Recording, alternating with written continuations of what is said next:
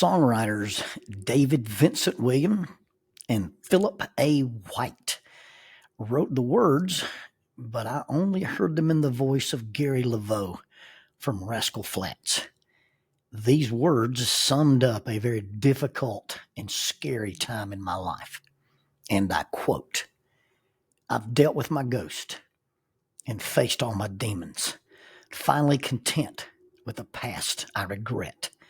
I find you found strength in your moments of weakness. For once, I'm at peace with myself. I've been burdened with blame and trapped in the past for too long. I'm moving on. I've lived in this place and I know all the faces. Each one is different, but they're always the same. They mean you no harm, but it's time that I face it. They'll never allow me to change. But I never dreamed home would end up where I don't belong. I'm moving on." I thought about these words the other day when I found out that a minister friend of mine had been released from his duties. What he'd been told would happen isn't going to happen. The things that he planned for his future are no longer in his future. Now, please understand, churches are full of imperfect people. That's why we go. If you visit a church looking for perfect people, you're going to be sorely disappointed. But churches are full of imperfect people, and some of those imperfect people become leaders, and becoming a leader does not make the imperfections cease. You simply now have merely imperfect people in leadership positions, and you get imperfect leaders. These imperfect people make decisions, and many, many ministers have been there. And I don't want you to think I'm disparaging the church or even placing blame on the particular congregation that I may allude to in this discussion. We all arrive here with the capacity for imperfection. I showed up on this planet with the capacity for imperfection. And when we live up to that capacity, it should not discourage, depress, demean, panic, devalue, or disparage any of us. We're just simply living up to our imperfections. And when we experience imperfection, that's when maturity comes in, and you have to decide, am I going to let my circumstances control me, or am I simply going to control how I respond to my circumstances? It's just that most of the time when one party makes a decision like that, the reasoning is that they did what they did and they decided what they decided because it was best for the company, it was best for the corporation, it was best for the congregation, or it was best for the bottom line. Now, once those avenues of thinking are used in the decision-making metric, you always get the accompanying phrase, and the sentiment is almost, well, we made this decision because of what's best for the congregation. We made this decision what's best for the corporation. We made this decision what's best for the community. We made this decision because it's best for the bottom line. And please understand that this is not personal. This is business. And be that as it may, it always seems like that one party is always impacted on a very personal level. When I transitioned into private practice, we made some agreements, and those agreements just were not kept. You see, I had this really weird, out-of-the-box, innovative idea that I was going to be a self-supported minister. I was going to generate my own income and with the church. Now there's a very distinct, I was going to work with the church. And working with the church means that my actual position would be like what I really was, a lay minister. The ministers in the churches of Christ aren't pastors, and we're not reverends. We're simply just normal people who actually work, in theory, with the church. Well, in full-time ministry work, you actually work for the church. Well, I wanted to be no different than a deacon or a members of the ladies' auxiliary. I wanted to work with churches and not simply for churches. And so what I understood, what we had talked about in meetings with some of the leadership and then with a lot of the leadership, was that I would have a 6-month model. I was going to be able to do this thing where I'm working with the church, generating my own income, and then doing my youth ministry much like a deacon would, not not actually, salaried to do it, but had some agreements with the church there. And what I understood, we're going to have 6 months, and then we would reevaluate. We'd talk to the parent group, we'd talk to the teenagers and say, hey, is this working or is this not? And we'll continue or we'll change. Well, I'm supposed to start that agreement in January. Well, in September, and September comes before January, if you're in the previous year, I got a call from a young man in September who said, hey, I've been interviewed about the job that you're leaving.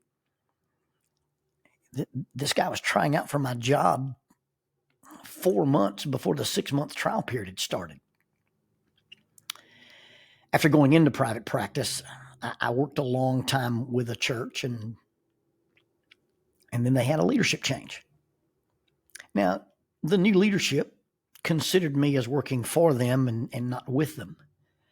And so after 14 years, I was told the church needed to hire a full-time guy. They said, hey, you've got this other job and you do a lot of stuff with the kids on the weekends. You always do stuff with the kids on Sunday nights. You take them on a lot of trips, but you're really not available during the week. And so people are not really happy with your quote unquote, lack of availability. I've got a phone. I've got a cell phone. It never turns off. I'm available if somebody goes into crisis. Well, it turns out the guy who told me that was probably the only guy who was not happy. So 10 years later, they still have a part-time guy and not a full-time guy. It turns out the only thing that changed was the guy doing the job, not actually the job. And so what I was told and what actually happened, didn't exactly match. Now, please don't be mad at the church, and don't be mad at the people who administrate them, and don't have hard feelings on my part, even if you know who or where I'm talking about. It happens in lots of industries, and it happens to lots of folks. And in fact, it happens in every industry for that matter. Leadership, corporate, the board, the brass, whatever governing body or person has the ability to do or decide. And when they make this decision or they do this thing and it has a negative impact on us, those groups and those people are made up of people whose imperfections now have a greater ramification because they have the power to affect us. And they don't do it to be mean. It's not personal. It's just business. They have a vision and you don't fit into that vision, and that's not anything bad about you. It's just a change that they make. I remember working, I had a contract with a particular organization, and the guy that initiated the contract, the guy that talked to me about negotiating this contract and providing these services, this guy and I were friendly, if not actually friends. Now, I was doing some contract work for this nonprofit organization, and not only did this group accept my work, they accepted my donations. And they got my services at half my normal rate. And then I would donate a climbing or a rappelling trip or a self-defense seminar for their annual fundraising events. My quote unquote boss in this thing, the guy who initiated the contract, my contract person, the overseer, he had my private number. And he used it frequently and with impunity. If he wanted me to do something personal or professional within or without the parameters of the contract, all he had to do was give me a text or give me a call, and we'd work something out. I spoke at events. I did seminars. I did some recreation. And then out of the blue, one day I get a call from this guy's secretary. She was very formal. She was calling on behalf of Mr. So-and-so and wanted to speak to Mr. So-and-so, and she set up a lunch meeting for us. Well, I showed up at the appointed place, and I sat down at the table, and I didn't order a meal, and I just drank my water. I'm not prescient. I don't have ESP, but neither am I naive. I looked at this guy and said, you have my number, and you use it for all kinds of personal reasons. And I know this is not a personal discussion, but a business discussion. So let's cut to the chase. Let's do this, and I won't waste my lunch. I won't lose my appetite, and I won't lose my lunch from my reaction to this type of preening, power, cowardly behavior. And as anticipated, we'd met in order to redo the contract, and I wasn't going to be a part of it. We were going to part company. It wasn't personal. It was just business. I no longer provide those services. I no longer provide those things for this group for which I was retained. And after that, I've never been contacted again for the other things I did that weren't part of the business. I hadn't been asked to speak. I hadn't been asked to present. I hadn't been asked to donate. Nobody called to check on me when I was in the hospital multiple times. Nothing. Zero. Just radio silence. Now, I understand the decision was business, but it felt pretty personal. Now, it doesn't sound like it. It sounds like I'm retreading old wounds. And remember our discussion of I was hurt, but I wasn't injured. And it probably doesn't sound like, I got over it. But I tell you this only to share with you the fact that I know from experience what I'm talking about. This doesn't occupy a lot of my thinking. It just reminded me of all of this because when I got the phone call from my friend who told me he'd been treated in a similar way. Oddly enough, and to no one's surprise, the organizations that have parted company with me have carried on. The wheels didn't come off. The thing didn't fail to operate. The church that I was in full-time work with when I went into private practice over the last 25 years, they've hired 11 other ministers in that 25 years. The other church that I worked with for 14 years, they still have a part-time youth minister. And the organization that I had the counseling contract with, they have hired 2 new counselors, and one of which happened to be a wife of one of their board members. Go figure. As for me and Jackie, we've definitely been okay. We're blessed. We're healthy. We're busy with other ministries, other jobs, and other contacts and other contracts. So what am I whining about? And I hope it doesn't sound like I'm whining. I just wanted to give you some facts and say if you're in this position, if you've been hired or fired or changed or riffed or whatever, I understand this. And I understand that when these things were told, it wasn't personal. It was just business. Imperfect people make decisions that for many reasons and for many ways, other imperfect people are affected by, yet they disagree with them. And usually those decisions when they're made, hey, we need to change this, we need to let you go, the way they do it may seem bad. It may be bad form. It may be disingenuous. It may even feel dishonest, but it's rarely vindictive. It's rarely punitive. That is to say, people make unpleasant decisions that affect us in unpleasant ways, and it's not personal. It's business.